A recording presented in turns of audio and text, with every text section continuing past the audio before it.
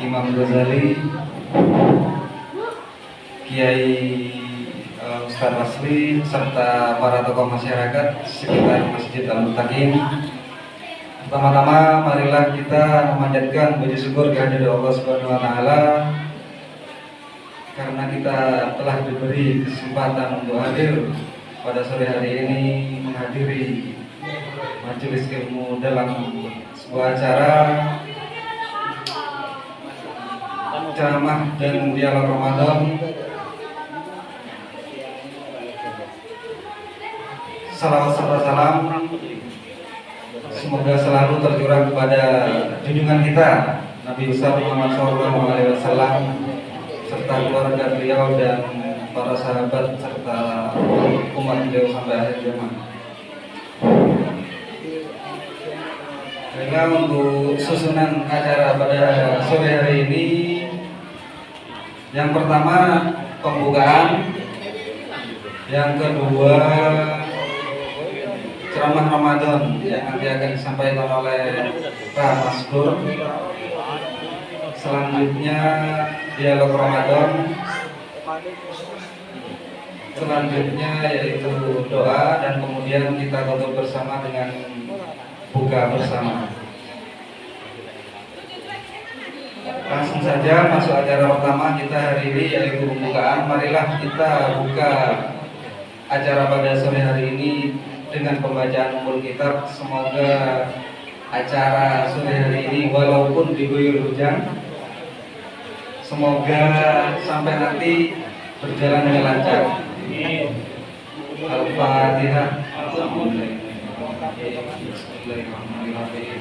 Alhamdulillahirabbil alamin. Arrahmanirrahim. Maliki yaumiddin. Iyyaka na'budu wa iyyaka nasta'in.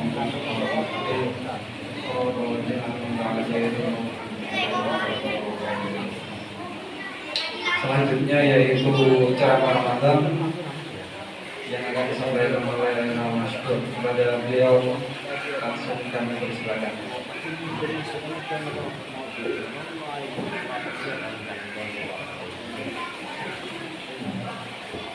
Bismillahirrahmanirrahim. Assalamualaikum warahmatullahi wabarakatuh. Alhamdulillah wa kafa wassalatu wassalamu ala sayyidina Muhammadin Mustafa wa ala alihi wa sahbihi ahli sidqi wal wafa, amma ba'du. Hadirin muhtaramin, para kiai dan asatidz, wabil khusus Kiai Al-Hajj Imam Syafi'i. Beliau adalah sahabat almarhum Ahmad. Mudah-mudahan selalu diberi kesehatan, diberi kekuatan, sehingga bisa bersama-sama membimbing kita untuk terus beribadah, menjalankan perintah dan menjauhi larangan Allah. Amin.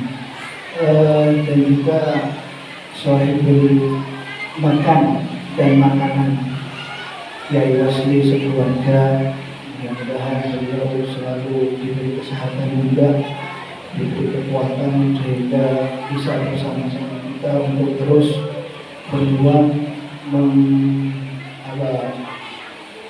menjalankan ajaran-ajaran Rasul Sallallahu Alaihi Wasallam. Para hadirin, para bapak, para ibu, para adik-adik yang berbahagia, syukur alhamdulillah pada sore kali ini kita masih diberi kesempatan oleh Allah, diberi kekuatan, diberi keimanan, sehingga kita masih menjalankan satu ibadah, yaitu ibadah puasa. Ibadah yang sangat luar biasa sekali tentunya, dan bulan Ramadan ini adalah bulan yang sangat kita nantikan kehadirannya. Paling tidak mulai bulan Sya'ban kita sudah berdoa, Allahumma barik lana fi Rajab wa Sya'ban wa ballighna Ramadan. Dan kita sudah disampaikan di bulan Ramadan. Artinya apa? Artinya doa kita yang kita panjatkan mulai bulan Sya'ban itu sudah dikabul oleh Allah.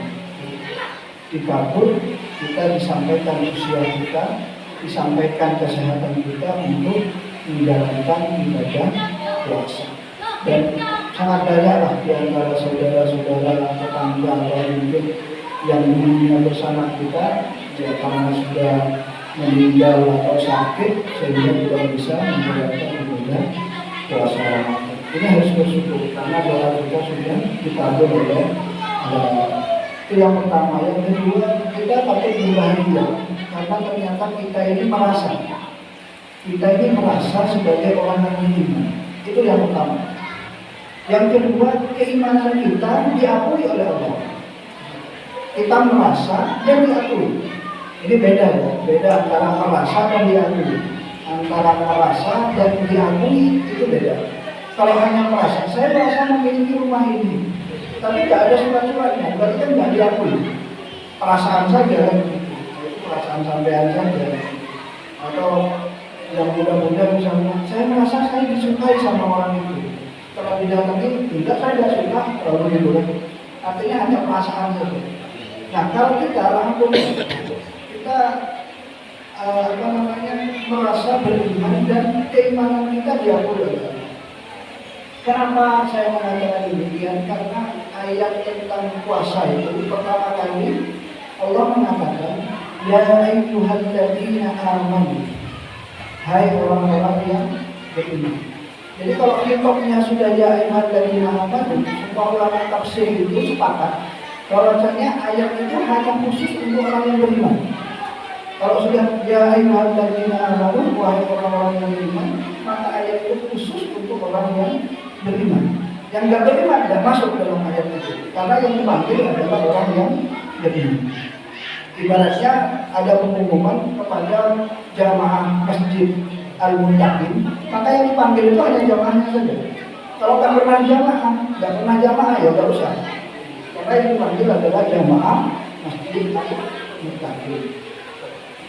Nah, begitu juga ketika Allah mengatakan ya ayyuhalladzina amanu, maka orang yang beriman. Artinya Allah memanggil kita. Loh, kita merasa, saya dipanggil oleh Allah ini. Untuk apa? Untuk puasa. Dan kita berpuasa. Alhamdulillah kita berpuasa.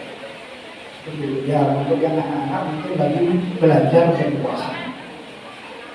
Artinya puasa sampai zuhur, apa boleh? Ya boleh untuk anak kecil yang belum hamil.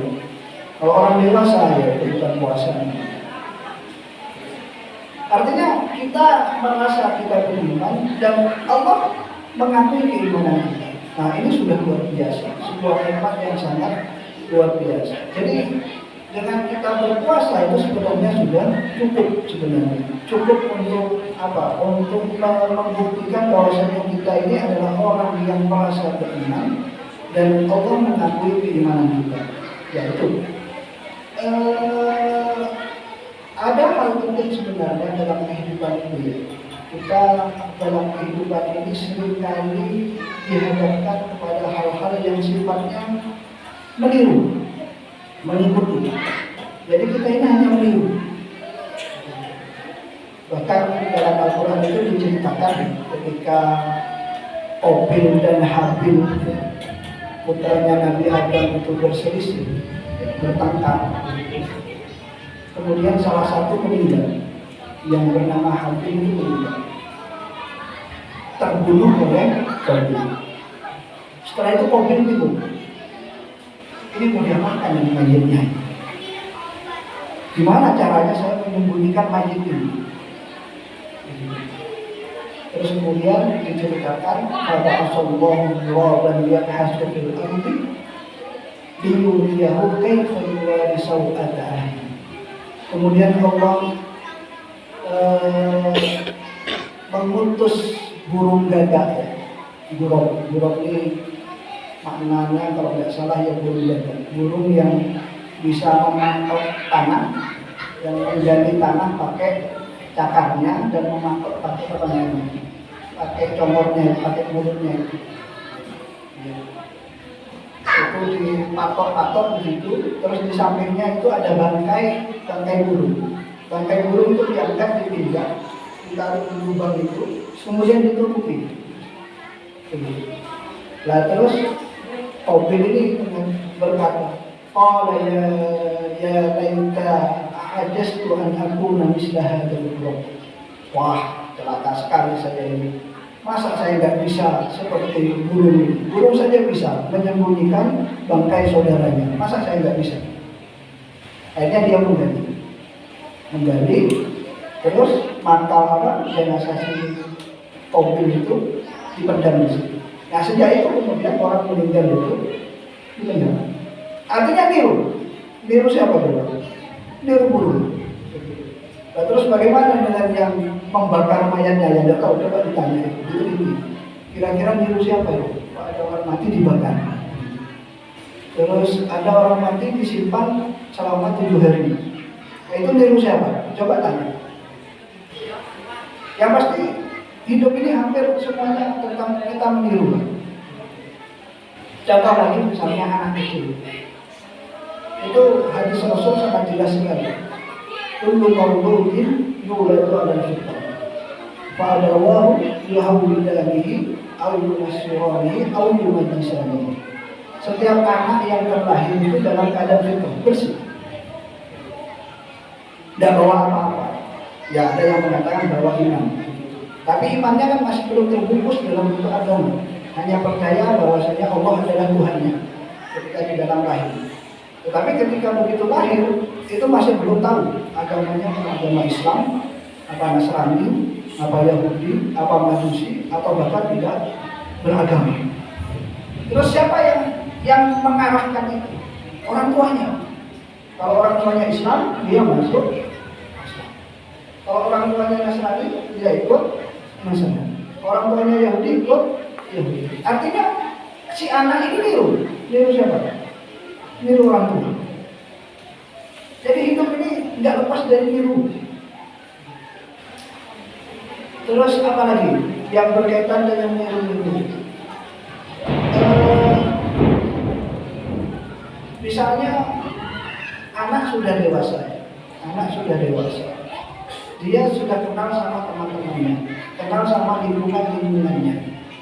Maka kemudian si anak ini mulai meniru lingkungan, mulai meniru teman-temannya, mulai meniru sahabat-sahabatnya dan lain sebagainya. Kalau masih di rumah, dia meniru orang tua. Begitu dia keluar, maka dia sudah meniru lingkungannya. Jadi baik tidaknya anak tergantung yang ditiru. Kalau lingkungannya baik, pasti baik anaknya. Kalau lingkungannya buruk anaknya. Kenapa? Karena meniru. Jadi kebiasaan meniru. Maka kemudian orang Arab itu mengatakan al-ilmar ila tas'al fas'al qarina. Fa innal qarina bil muqaran yaqtadi. Sampai tidak usah nanya tentang siapa seseorang itu, tidak usah. Lihat saja temannya. Dengan siapa dia berteman? Ya sudah, itulah orangnya. Makanya kemudian kata orang-orang Arab, kalau sampai berteman dengan penjual minyak, pasti akan harum. Meskipun tidak ikut jualan minyak. Kalau sampai berteman dengan dengan pencuri, meskipun jenengan nggak maling, dia nggak maling sama orang. Karena proses peniruan itu. Jadi orang itu meniru. Dan terus apa yang ditiru oleh manusia ini? Yang ditiru itu rata-rata yang menurut mereka enak, yang menurut mereka nyaman. Itu pasti yang ditiru. Gitu. Sehingga kemudian orang Arab mengatakan innan nufusa majlubatun ala hubbi man ahsana ilaiha.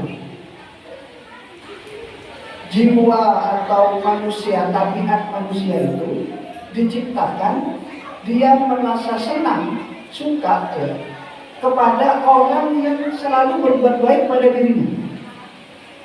Timbul pada orang yang bagus ke kita pasti tahu. Misalnya begini, putra jenengan di rumah dimarah-marahi terus. Ketemu bapak dimarahi terus. Sampai keluar, ketemu temannya, ketemu orang lain, selalu kasih permen, kasih uang. Kira-kira anak ini lebih kerasan di rumah atau di luar? Pasti di luar. Karena tabiat manusia itu suka kepada hal-hal yang menurut dia enak, menurut dia senang, bikin kesenangan. Seperti itu. Oleh karena itu butuh yang namanya ilmu. Kalau nggak ada ilmu bahaya. Kenapa? Karena enak, senang itu kan relatif. Relatif itu penampilan. Setiap orang kan berbeda. Di dalam makanan, ini kan makanan yang enak. Kata saya bukan. Wah, apa ini? Enakan apa namanya? Enakan rawon. Wah, apa rawon itu? Kata yang satu. Cuman air tok, ikannya kecil-kecil. Enakan ayam goreng. Yang satu lagi, apa ayam goreng itu? Macam-macam. Karena setiap orang punya standarisasi kebaikan itu sendiri. Maka di sini butuh yang namanya ilmu. Kalau nggak ada ilmu, rusak. Itu yang namanya ilmu. Sehingga kemudian dalam hadis dikatakan itu, ad-dunya mal'unatun wa mal'unun kullu ma fiha illa aliman aw muta'alliman. Dunia ini semuanya dilaknat. Semua isinya ini terlaknat. Kecuali orang yang berilmu dan orang yang belajar. Orang yang suka belajar atau orang yang punya ilmu. Karena kalau nggak punya ilmu ini bahaya. Saya kasih contoh begini. Kalau misalnya begini, ada dua tetangga. Ini bisa, bukan di sini, entah di mana. Kita oke kalau tinggal di media. Yang satu tidak pernah masjid, ya kan? Tidak pernah sholat, tidak pernah puasa, tapi rezekinya lancar. Bahkan bisa dikatakan soki, kaya. Ada di sini yang seperti itu. Hah? Ada ya?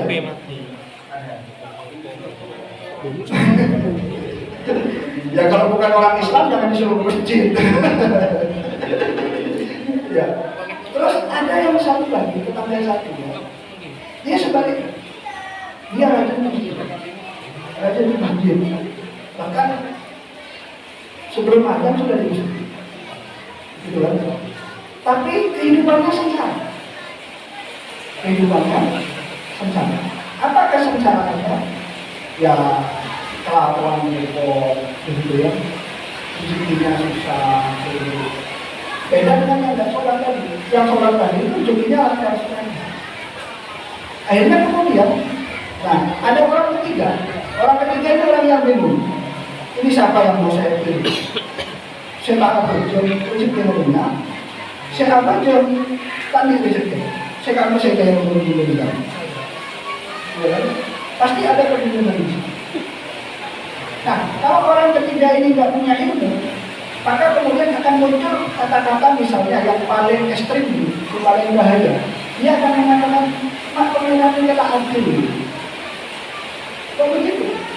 Iya, itu hambanya betul-betul ibadah, kita dikasih rezeki sama pengiran. Itu nggak ibadah, rezekinya lancar. Berarti pengiran ini nggak adil. Kalau begitu saya tinggalkanlah agama. Saya nggak mau sholat. Tidak ada hubungannya sholat dengan begitu. Kalau sudah seperti ini gimana? Kan bahaya. Makanya kemudian dikatakan dunia mal'unah. Dunia ini terlaknat semuanya. Tak undur kan? Kecuali orang yang ilmu. Nah, kalau orang punya ilmu akhirnya dia ingat. Misalnya ketika dalam surat, dalam setiap kita membaca ayat Al-Quran, kita selalu mengatakan Bismillahirrahmanirrahim. Ada dua sifat Allah, yaitu Ar-Rahman sama Ar-Rahim. Apa bedanya Ar-Rahman dan Ar-Rahim? Kalau Ar-Rahman itu adalah sifat kasih sayang Allah yang diberikan kepada siapapun. Selama itu adalah makhluk Allah, itu menyerah. Itu Rahman. Jadi orang mau hidup anak kok, tak boleh rezeki. Mudah hidup anak kok boleh rezeki. Mau sholat, mau tidak, mau hidup anak kok, pasti itu penghasilan. Itu artinya sifat Rahman Allah. Tapi sifat Rahim Allah itu hanya dikasihkan kepada orang yang dekat kepada Allah. Banyak orang kaya, tapi tidak pernah merasa cukup. Banyak orang kaya, suki, aman masalah. Berbeda itu. orangnya kaya, dari artis kayak Fokin orang ketangkap karena kasus narkoba. Orang Soki